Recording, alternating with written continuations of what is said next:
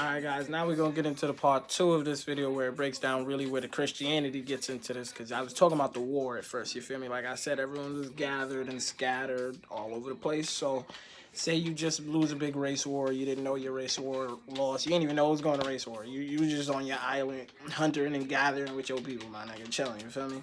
Because they like to skip a lot of things in history. So I'm pretty sure they wouldn't have gone to no island and conquered them saying, hey, you guys just lost, we're going to take care of all your shit. Nah, they just said, hey, we're here in the name of Christ.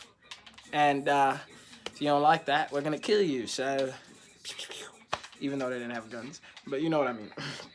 So basically, the Pope at the time after we lost that war was, I think they said, Alexander II. And he was a Spanish Pope. A little bit mixed, but thing really fishy about it is he eventually rumored to have 6 to 7 wives and children, or children but to different wives, not too sure. But the story of a pope is you're not supposed to have any type of intercourse after you've become a holy man. So I don't understand how popes were doing that. Anywho, let's not get off topic. So boom bam, rumor has it, don't fact me on that one. Rumor has it that after they won the race war, he had some illegitimate kids, and one of them he basically tried to mirror in the image of Jesus, because that one was not really his kid. So if you kind of throw the story on, it's like illegitimate wife, illegitimate kid, he not really in the picture. So you take out the father, then boom, you got a mother and then a child, and no one knows how it got there. You know what I mean? Ooh, but that's the story to it. I think the child's name was Cesar Borgia. I think I might have said it wrong. If not, who knows? The fact checks are in the Google, and you can also see some more of that in my story on Instagram if you follow me at Mario Machiavelli. But yeah, so after the information gets spreaded, they tell their soldiers, go out, invade islands, tell people of Christianity, and if they have anything against it, slaughter them. Literally. So the Great Crusades was basically a bunch of Christians, your holy group, or Catholics, I'm sorry, whichever the two. I'm pretty sure they both serve one God. But they basically had the idea that if we did that, eradicate the information and knowledge of those races that we were fighting with in the past, no one can know how we became so dominant, how we monopolied religion or the mindset of it, because you got to think religion sometimes can be used as a manipulation game. Feel me? If you have someone in belief and worship to something, you can manipulate them to do things as well. So that's why some people, don't get me wrong, religion is good, but it's just how people use it. You feel me? And after a while, if the widespread of one religion is so wide that everyone's just going with the story, but no one really knows the back history to it, then you're not really going to have any grounds to stand on when someone comes to you and says, but why are you a Christian? Oh, because I have so much faith. I've seen him do so much for me. Or things could have just happened at that time and place for you. It could have been like that. But, I ain't going to argue with you. I'm going to let you do your thing. Believe in your fate. You feel me? But, yeah. So, say now you cast out all the motherfucker blacks or blackamoors in power. You destroyed all the royal families. All the history of it's basically getting destroyed as we speak. If you notice somewhere like in the Middle East when things are just getting bombed every day. Breaking down that we'll get into. But long story short, as history starts to deplete itself on our side, or the side of the African Americans or Africans, you start to realize, okay, they're destroying that history, so what are they going to replace it with? Their religion. So if you start filling in your religion into their books and writing about it in widespread, and then printing press comes loose where you have thousands of different Bibles now, not thousands, but you have many different versions of the Bible, because after a while, the Bible was written multiple times over because they didn't have printing press. So after printing press was invented, then they was like, all right, it's easier to make this shit, let's go.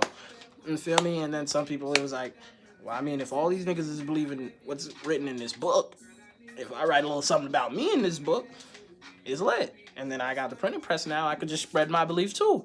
And then that's when you had Lutheranism and all these other pantheism, whatever, all these other religions came into play. You feel me? It was like, wow, just so many different versions of Christianity. And it's like, I wouldn't say they're all arguing with each other, but they all have different stories. And it's like, how do you all have different stories if it all came from one storyteller?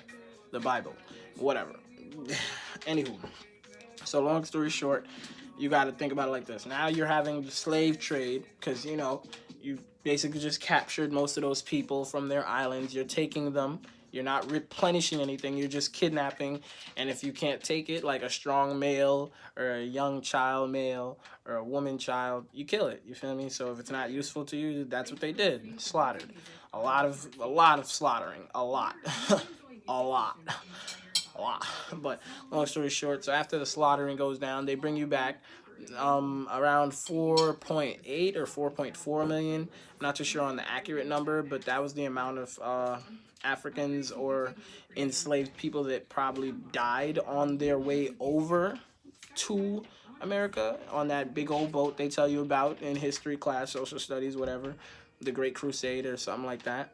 So after you basically bring them here, now you have to teach them something new because half of them didn't know what was going on to begin with. Only the people that were on the mainland that were hearing about the Great Race War or whatever actually knew of it. Anyone else would have been just doing their thing on their island. So they had to fill those people that had no desperation, no hope, with some type of influence that made them keep going. Because after a while, a lot of them took the chance of, you know what, let's just die out. Fuck it. We're not going to give our servitude to you. So say you kill off that servitude energy, that non-servitude energy, my bad. And then you fill it with serving energy. You feel me? You're doing it, but you're doing it in the name of the Lord, so to speak. That would make them want to do it more now because they filled your head, or they filled those heads, not trying to say it doesn't exist or whatever, but with that belief. So now that you believe that system, you start doing these things like, all right, if I do better in life and I take care of myself and do what I got to do, I should get mine, or I shall end up in a better place after I die. Now, you got to think about it like this. Life isn't that important to some people, and then it is to a lot of others. So if you're giving up your life thinking, all right, I'm going to do what I got to do now to get it in the afterlife, that's good. That's a great thinking. But you got to remember, life is still happening. Even though that's eternal life and this is life, you still need to enjoy yourself in some way and deal with things accordingly. So if you've given up everything you have to a religion that you don't really know too much about, if you claim you know a lot, then go ahead. Cool. But you're giving up so much servitude to something that could be mythological, you feel me? You don't know if it's really up there. Those could be pathological liars that told you this story from generations, decades, and eons passing it down, you feel me? So cut that short now.